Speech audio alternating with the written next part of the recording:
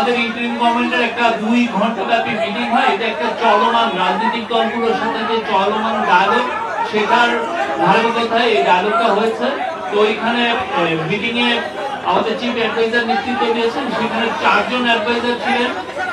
Doctor Salehuddin Ahmed ছিলেন, doctor Wahiduddin Mahmud ছিলেন, doctor Asif Nazrul ছিলেন এবং আদিলুর রহমান খান ছিলেন। আর বিএনপির আপনারা অলরেডি জেনেছেন, বিএনপির নেতৃত্বে ছিলেন তাদের সেক্রেটারি জেনারেল ফখরুল ইসলাম আলমগীর এবং ওনাদের আরো 6 জন, মানে মোট 60 জন ওদের সিনিয়র লিডার ছিলেন। তো এই মিটিং এর বিষয়বস্তু নিয়ে কি বিষয়ে আলাপ হলো, সেই বিষয়ে আমাদের আইন ও বিচার বিষয়ক অ্যাডভাইজার ডক্টর আসিফ নজরুল কথা বলবেন। ধন্যবাদ। আপনারা অলরেডি শুনেছেন আমাদের এই আলোচনাটা 2 ঘন্টা ব্যাপী হয়েছে। অত্যন্ত খোলামেলা পরিবেশে আন্তরিকতার সাথে আলোচনা হয়েছে। ওনারা মন খুলে কথা বলেছেন, আমরা কিছু কিছু বিষয়ে উত্তর দিয়েছি, আমরা একটা পরস্পরকে বোঝার চেষ্টা করেছি। ওনারা যেমন কিছু বিষয়ে কথা বলেছেন যে আমাদের অন্তর্বর্তীকালীন সরকারের কিছু কিছু সিদ্ধান্ত নেওয়া হয়েছে যেটা বিএনপির প্রতিকূলে গেছে। আমরা আবার উদাহরণ দিয়েছি যে অনেক সিদ্ধান্ত আছে যেটা বিএনপির অনুকূলে গেছে। তারপর ওনারা বলেছেন যে রাজনৈতিক হয়রানিমূলক মামলা প্রত্যাহারে বিলম্ব হচ্ছে। আমরা বলেছি যে পাবলিক প্রসিকিউটর অফিস, তারপর হচ্ছে এই পুরা সরকারি আইনজীবীদের অফিসটা এটা পুনর্গঠন হয়েছে মাত্র 3 মাস আগে। 3 মাসের মধ্যে 7,000-এর বেশি মামলা প্রত্যাহার হয়েছে, 16,000-এর মতো মামলা অলরেডি লিস্টেড আছে। এবং আমরা বলেছি যে এর চেয়ে দ্রুত গতিতে সম্ভব কিনা। ওনারা, আমার কাছে মনে হয়েছে ওনারা আমাদের আনসারটা বুঝতে পেরেছেন। ওনারা বলেছেন যে ফ্যাসিস্ট শেখ হাসিনার যে গণহত্যা ছিল, সেই গণহত্যার বিচারে বিলম্ব হচ্ছে। আমরা ওনাদেরকে বলেছি যে এর আগের সরকারের সময় যখন বিচার হয়েছিল সেটার সাথে কম্পেয়ার করে দেখিয়েছি কোনো রকম বিলম্ব করা হচ্ছে না।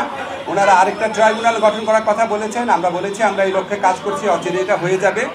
ওনারা বলেছেন যে বিএনপি বাংলাদেশে গত 15 বছর যাবৎ নিরবচ্ছিন্নভাবে নির্যাতিত হয়েছে। অবশ্যই আমরা সেটার প্রতি আমার শ্রদ্ধাবোধ দেখিয়েছি এবং এটা অবশ্যই ওনারা কারেক্টলি বলেছেন। ওনারা বলেছেন যে ওনারা যে দলের যে সংস্কার ভাবনা যেটা, এটা বহু পুরানা, ওনারা সবসময় সংস্কারপন্থী দল, আমরা এটা এগ্রি করেছি। অবশ্যই বিএনপি সবসময় সংস্কারের কথা বলেছে। সবচেয়ে বড় কথা, বিএনপি আমাদের এই বিভিন্ন যে সংস্কারের জন্য গঠিত বিভিন্ন কমিশন আছে, বিশেষ করে ঐক্যমত্য কমিশনের যে প্রস্তাবাবলী আছে, সেটা ক্ষেত্রে বিএনপি অত্যন্ত পজিটিভ এবং ইতিবাচক একটা রেসপন্স দেখিয়েছে। তারা বলেছে যে তারা এই 2-3 দিনের মধ্যে ঐক্যমত কমিশনের সাথে মিটিংয়ে বসছে এবং অধিকাংশ সংস্কার প্রস্তাবের সাথে তারা ঐক্যমত পোষণ করে এবং জুলাই চার্টার খুব দ্রুত প্রণীত হয়ে যাবে, এটা তারাও আমাদেরকে আশ্বাস দিয়েছে। আমাদের কাছে মনে হয়েছে বিএনপি সংস্কারের ব্যাপারে অত্যন্ত আন্তরিক। একটা ব্যাপার নিয়ে একটুখানি আপনার ভিন্ন মত হতে পারে, সেটা হচ্ছে ওনারা যেটা বলেছেন, সত্যি যে ওনারা বলেছেন যে ডিসেম্বরের মধ্যে ইলেকশন হলে ভালো হয়। এবং আমরা এখানে বলেছি এবং ওনারা বলেছেন যে এরকম আমাদের কথাবার্তার মধ্যে কিছু অস্পষ্টতা থাকে, কেউ কেউ আমাদের সরকারের কোনো কোনো উপদেষ্টা অন্যরকম কথা বলেন। আমরা এটা ক্যাটাগরিক্যালি বলেছি যে যেটাই বলুক না কেন, আমাদের প্রধান উপদেষ্টা জাতির উদ্দেশ্যে দেওয়া ভাষণে বারবার যেটা রিপিট করেছেন সেটাই দলের অবস্থান। সেখান থেকে অন্য কেউ যদি বেফাস কথা বা অন্যরকম নিজস্ব বিবেচনা শুধু কথা বলেন, সেটাতে তারা যেন বিভ্রান্ত না হন। আমাদের প্রধান উপদেষ্টা ডক্টর মোহাম্মদ ইউনূস উনি প্রথম থেকেই বলেছেন ডিসেম্বর থেকে জুন। আজকে আলোচনায় আমরা কয়েকটা বিষয় স্পষ্ট করেছি, সেটা আপনাদের বলি। একটা হচ্ছে ডিসেম্বর থেকে জুন মানে যে আমরা ইচ্ছা করে দেরি করে করে মে বা জুন মাসে ইলেকশন করবো, সেটা না। ডিসেম্বর থেকে জুন মানে হচ্ছে ডিসেম্বর থেকে জুনের মধ্যে যত তাড়াতাড়ি সম্ভব। যদি আমরা ডিসেম্বরে সম্ভব হয় ডিসেম্বরে, না হলে জানুয়ারিতে, এভাবে বুঝিয়েছি যে ডিসেম্বর থেকে জুন মানে যে আমরা ইচ্ছা করে একটু বেশি ক্ষমতা ভোগ করার জন্য বা এমনি অকারণে আমরা 1 মাস 2 মাস বেশি ক্ষমতা থাকলাম, মোটেও সেটা না।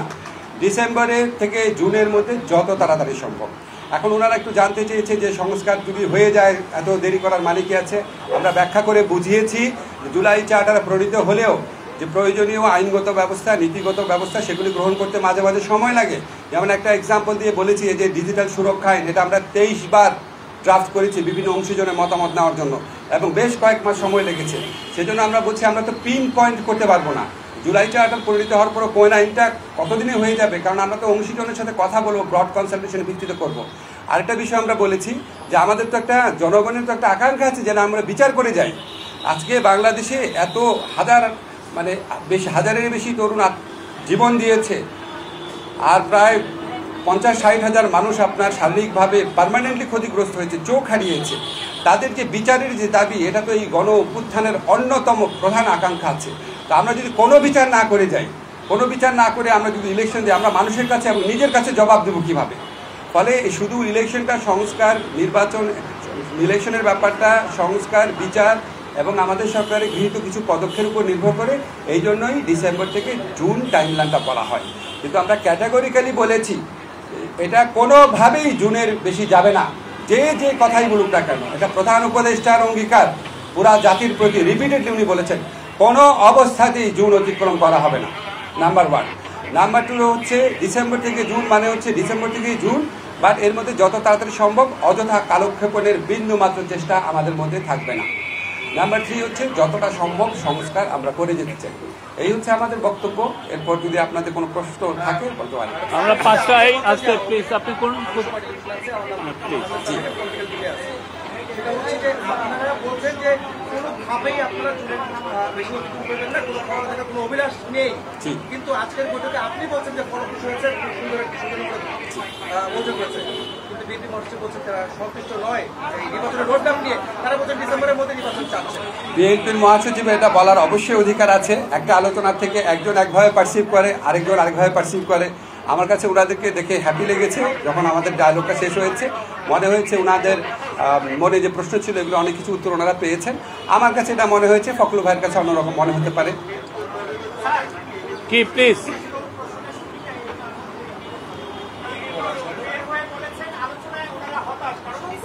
এটা উত্তর দেওয়া হয়েছে, এটা উত্তর দেওয়া হয়েছে, উত্তর দেওয়া হয়েছে।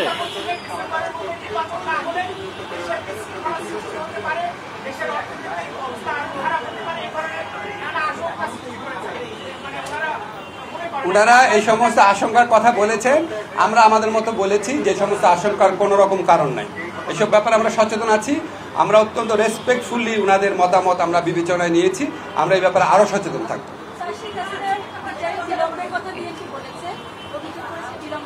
আপনার সাথে সাংবাদিক সম্মেলনে বলেছে,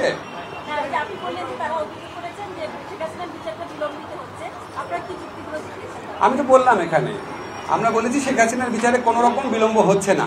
আপনারা একটা জিনিস খেয়াল করে দেখবেন, শেখ হাসিনা সরকার যখন জামাতে ইসলামীর লিডারদের যে একটা খুবই প্রশ্নবিদ্ধ বিচার করেছিলেন এবং ওই বিচারে অ্যাভারেজ টাইম লেগেছে 2.5 বছর।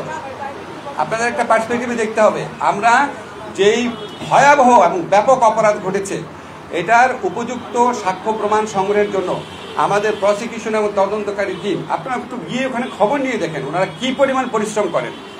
এবং আমাদের পক্ষ থেকে, সরকারের পক্ষ থেকে যা চাওয়া হয়, যেই দিন চাওয়া হয়, গাড়ি লাগবে, তারপর ডিভাইস লাগবে, তদন্তকারী বেশি লাগবে, প্রসিকিউশন টিম বেশি লাগবে, যা চাওয়া হয় আমরা সর্বোচ্চ প্রায়োরিটি দিয়ে ওনাদেরকে হেল্প করি। এবং আপনাদের মনে রাখতে হবে আমাদের এই ট্রাইব্যুনালটা কিন্তু এই সরকার আসার সাথে সাথে গঠিত হয় না। আমাদের বিল্ডিংও ছিল না, নতুন বিচারক নিয়োগ করতে হয়েছে, প্রসিকিউটর নিয়োগ করতে হয়েছে। ওনারা অভিযোগ করেছেন, আমরা যখন যুক্তিগুলা দিয়েছি তখন ওনারা আর কোনো কথা বলেন নাই। তো আমরা ধরে নিয়েছি আমাদের কথাটা ওনারা বুঝতে পেরেছে। আর কে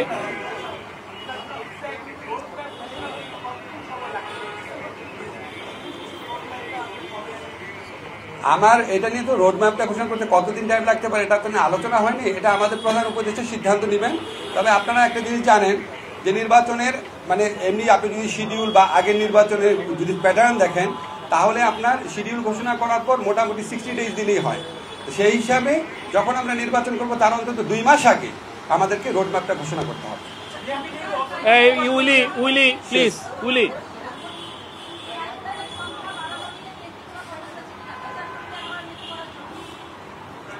ট্রাইব্যুনালের সংখ্যা ওনারা বাড়াতে বলেছেন। ট্রাইব্যুনাল বাড়ানোর প্রক্রিয়া আমরা কমপক্ষে 1 মাস আগে থেকে শুরু করেছি। আমাদের তো উপযুক্ত বিচারপতি নিয়োগ করতে হবে, আমাদের লজিস্টিক্স ঠিক করতে হবে। আমাদের এটা খুব দ্রুত হয়ে যাবে, 1 থেকে 2 সপ্তাহের মধ্যে হয়ে যাবে।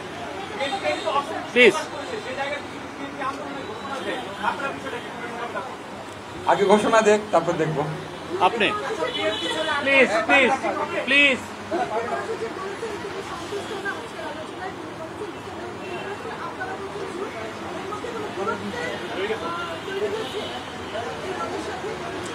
কোনো দূরত্ব তৈরি হয় নাই। আপনি আমার প্রশ্নের উত্তর আমি দিলাম, তো আপনার কাছে মনে উনি ফখরুল ভাই এসে বলেছেন ওনার সন্তুষ্ট না। আমরা আলোচনার শেষ প্রান্তে আলোচনাকালে আমাদের কাছে মনে হয়েছে আমাদের অনেক ব্যাপারে ব্যাখ্যা ওনারা বুঝতে পেরেছেন। আমাদের কাছে মনে হয়েছে ওনারা সন্তুষ্ট। আর একটা কোশ্চেন নিব, লাস্ট কোশ্চেন প্লিজ। না, এটা তো চলমান প্রক্রিয়া তো হচ্ছেই।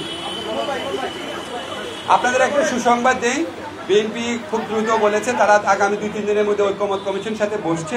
তারা আমাদেরকে বলেছে, এটা আপনার পজিটিভ দিকটাও হাইলাইট করেন, তারা আমাদেরকে বলেছে তারা অধিকাংশ সংস্কার প্রস্তাবের সাথে ঐকমত পোষণ করে, বিকজ সংস্কার করার দীর্ঘ ঐতিহ্য বিএনপি রয়েছে এবং আমরা স্বীকার করি, আমরা এটা রেসপেক্ট করি। এবং এটাও বলেছে বিএনপি যে জুলাই চার্টার যেটা, এটা খুব দ্রুত হয়ে যাবে। জুলাই চার্টার হয়ে গেলে নিশ্চয়ই এটা নির্বাচনকে ত্বরান্বিত করার ক্ষেত্রে একটা ভূমিকা রাখতে পারে।